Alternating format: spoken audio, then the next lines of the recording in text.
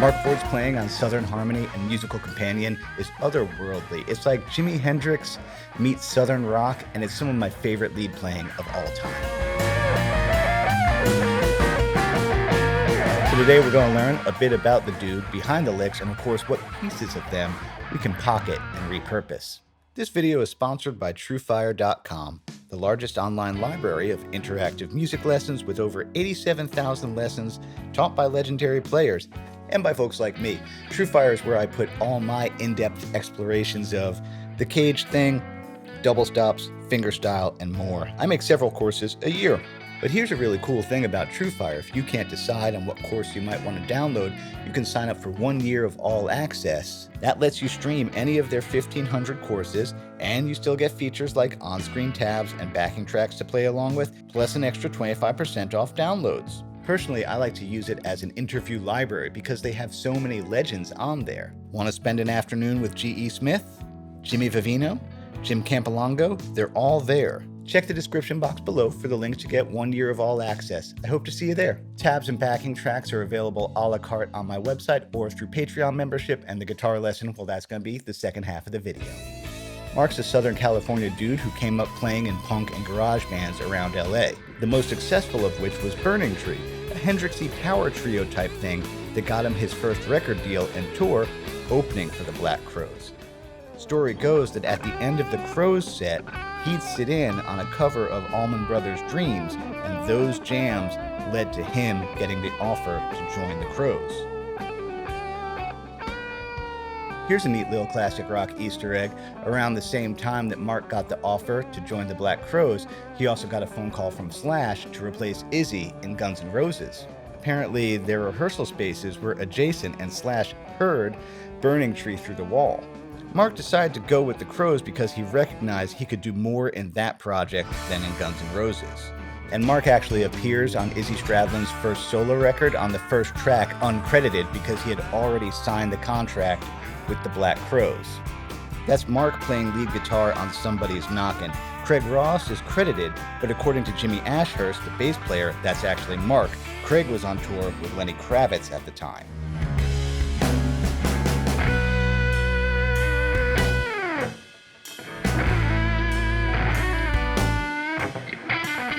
I think it's important to give the producers and engineers credit for their hand in the records that we love. Rick Beato did a great interview with this dude, but yeah, Brendan O'Brien was on a tear in the 90s. He's a reason these records sound so good.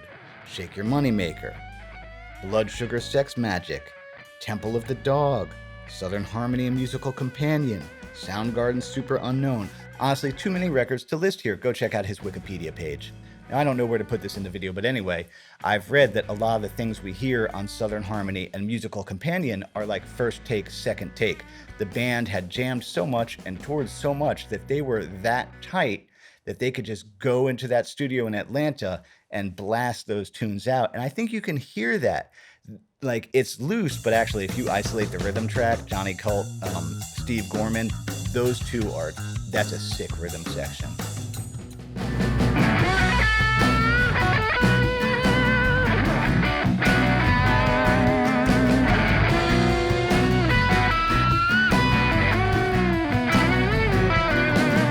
Now, there's no exact info about what Marc may have used in this era, but based on interviews, podcasts, and historical context, here's what I think.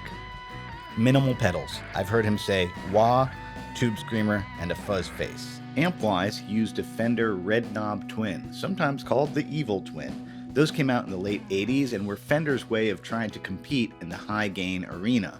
He did have a 50-watt Marshall also, maybe a super lead, and I have read in the past that he would plug the Twin into that cabinet. However, in this latest interview with Guitar World, it says, nope, it was just the Red Knob Twin.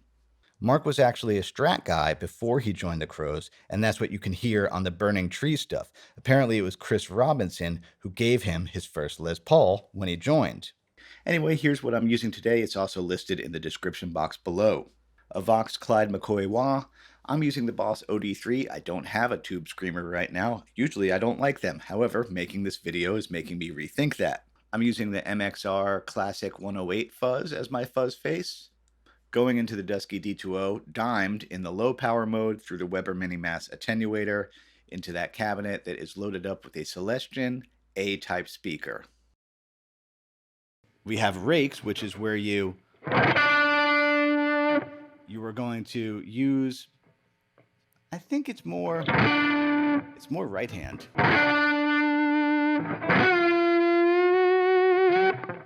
And again, there's the other things you're going to notice. There's a lot of string noise and a lot of willingness to just let that be part of the solo. That's a little bit different than, I don't know, than you might have thought to do, to like actually just have that be part of it. That's definitely part of the sound on that record. Then you're going to see this lick quite a bit. I'm going to call this the Jimmy Page lick. That's a classic. He tends to use that one a bit, where it's a bend up and then a pull off leading to something else.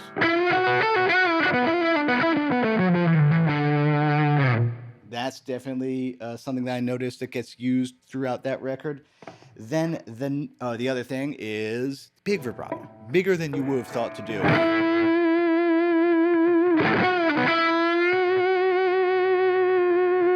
Like pretty wide. Wider than I normally do.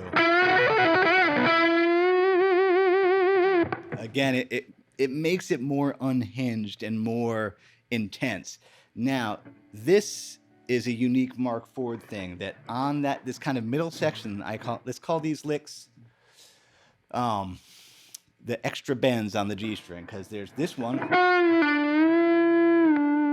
He likes to bend that tone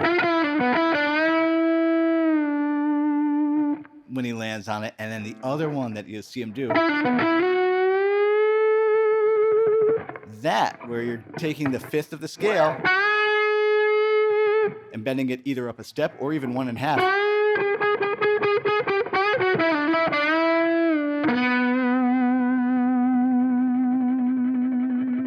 And then the other thing that I notice is basically anytime he's past the 12th fret and kind of maybe in a position of either the major pentatonic, like,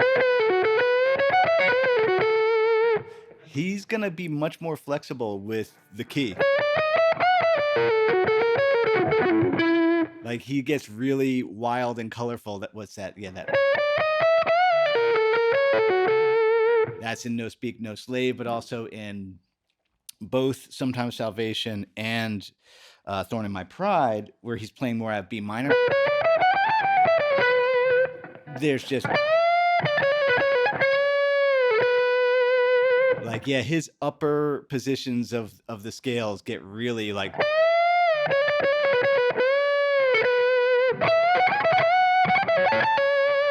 so that's like your Cliff's Notes version of some Marc Ford isms. Now let's get to the proper transcriptions.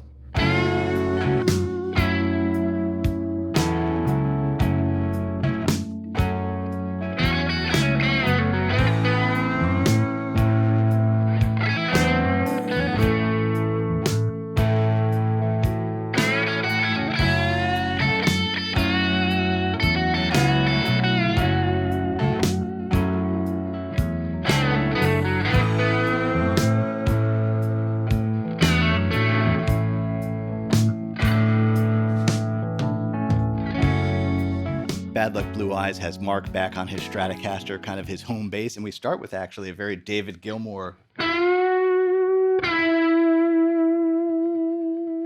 That's on an F sharp minor chord. There's F sharp minor.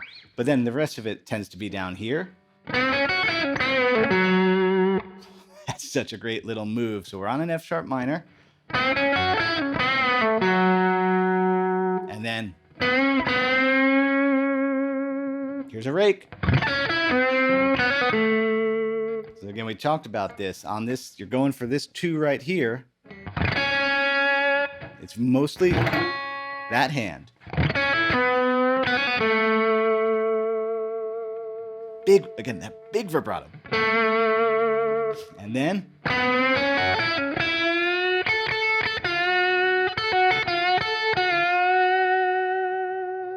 now I'm doing that hybrid picking. You don't have to. Let's see what that lick sounds like not hybrid picked. One 1, 2, 3.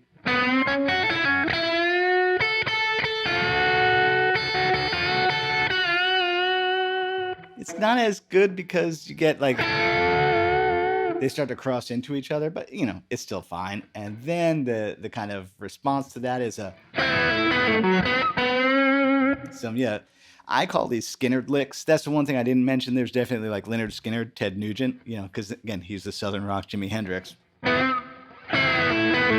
There's that little cluster. And then again with the,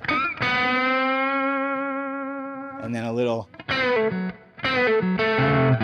that's kind of cool, a little. Yeah, he bends this one. And then quickly he's listening to Steve Gorman. He's such a good listener. Right where there's a kick drum accent, he puts this D natural and lets it fall back to, this is part of an F sharp minor. In reality, on record, I think he's actually all the way over here. And goes to that F sharp minor. I don't know. I've also watched live clips where he's over here. So, you know, it's variable, but that Strat tone is so stratty.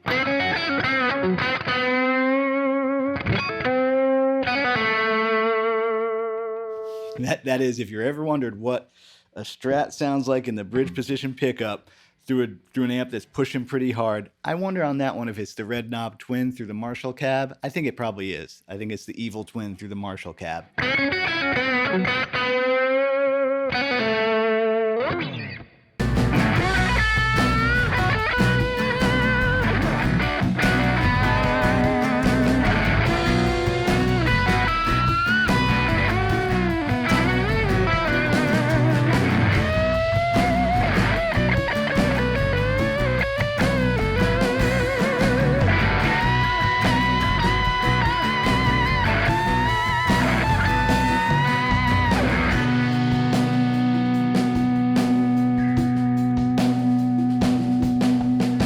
Thorn In My Pride is some wild B blues stuff. So of course, yep, we're gonna be around, you know, that 7th fret blues scale.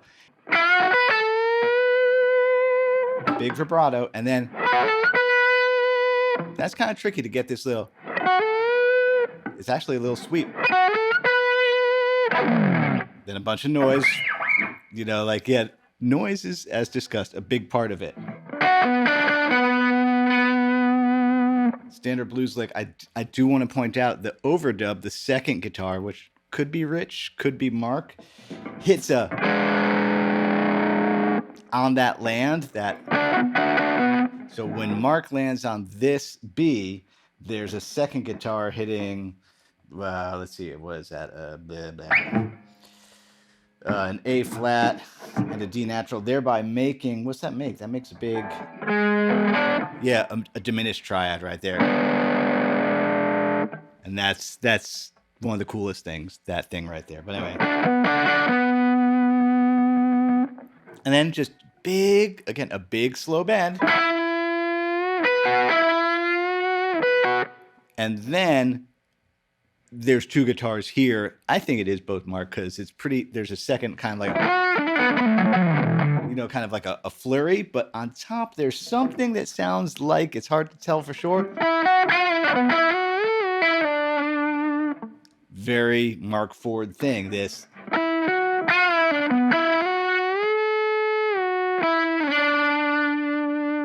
That thing, I think that's, you know, we talked about, that's a Marc Ford thing. You know, you have your blues scale.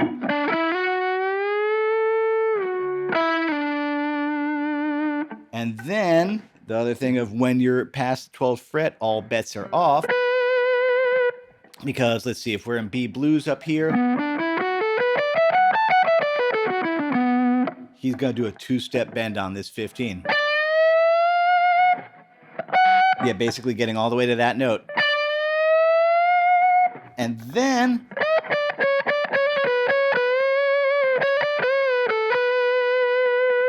let me slow that lick down.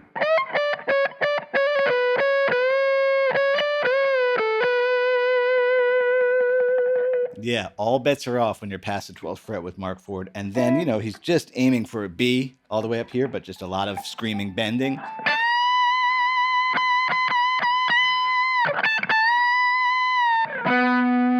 And then down to this B here. The other guitar on the track, which again could be Rich, could be him, is doing that cool, let's see, was it or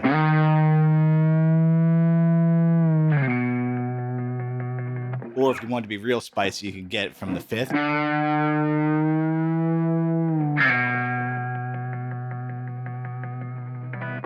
There's that one.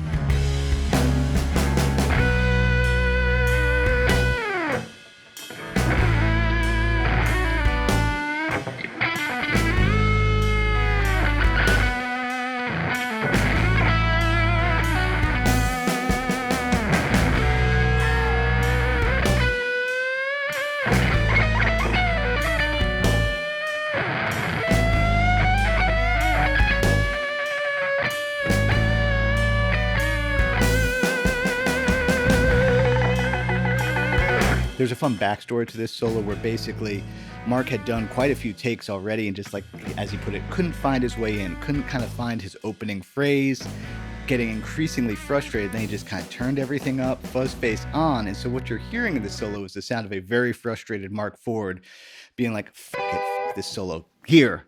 And we're back in B blues. That makes sense. And then a little...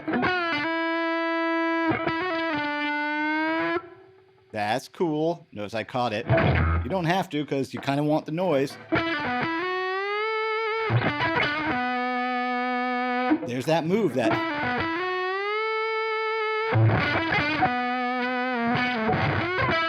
And again, there's noise here. There's kind of that note, but not really. The next part's so wild because he's getting up to that thing of past the 12th fret, all bets are off. Both those 14s are going up.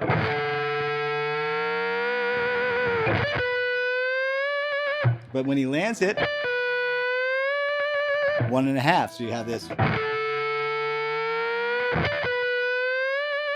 And then, again, more chromatics past the 12th fret. Kind of jazzy. And then this last cluster is so surprising.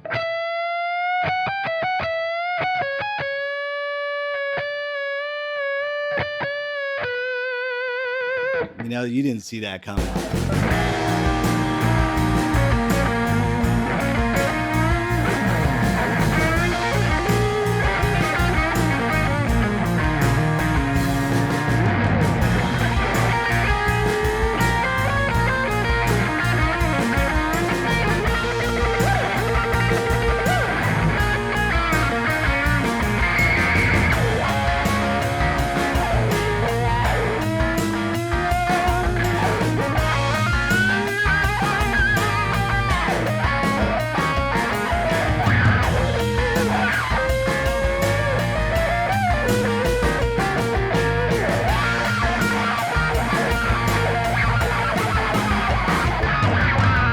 One's going to be B flat blues.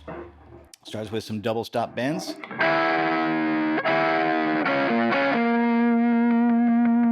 Cool, that makes sense.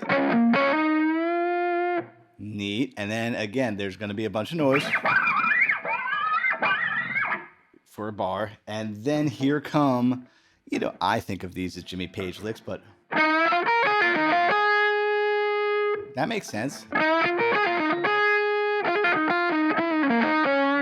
That's the next flurry, though. And then a walk down. So that little cluster, which is a really cool cluster, slowly.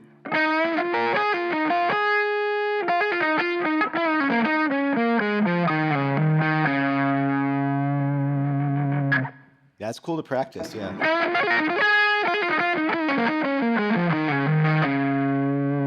More noise for a bar. Yeah, I get why he leaves the noise, because when you have a rhythm section like that and Rich Robinson, there's a lot carrying the song already at that point, and so just letting, you know, the string noise, I don't know, it adds to it. It's part of the vibe. And the next kind of phrase, there is just a little, and then a little quarter note triplet, and then another flurry. All right, that flurry slowly.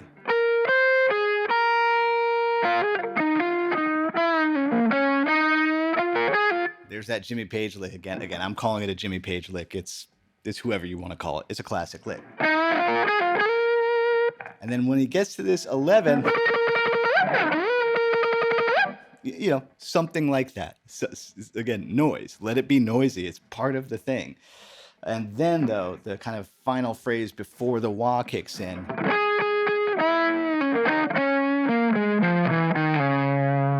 Again, those walk downs.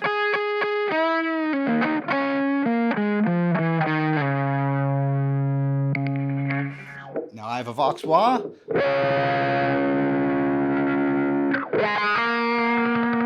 All right, and then a big bend. This is the cool thing again. Yep, that was that 10 bending up to 1.5 steps.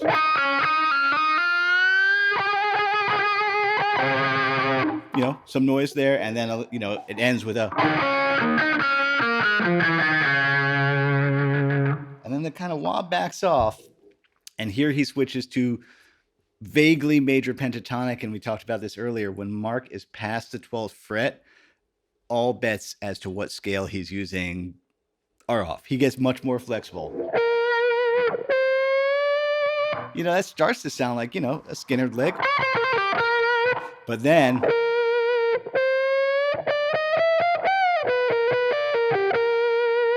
that's so cool and freaky. Again, those surprise clusters of melody after a bend. That's Phrygian. Again, Marc's not trained. It's by color. He's just like, he hears a sound in his head and he goes for it. Sorry, that land is.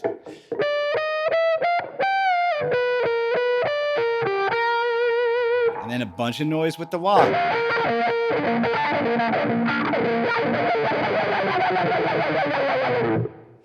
It's rad. It's so fun to play that one.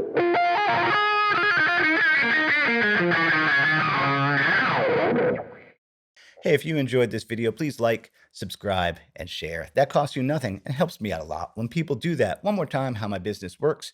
Patreon is where there's every backing track I've ever made, live Q&A seminars, and more. And I also make comprehensive deep dive courses. You can check it all out on my website. As Bill and Ted would say, be excellent to each other. That includes yourself. See you next week.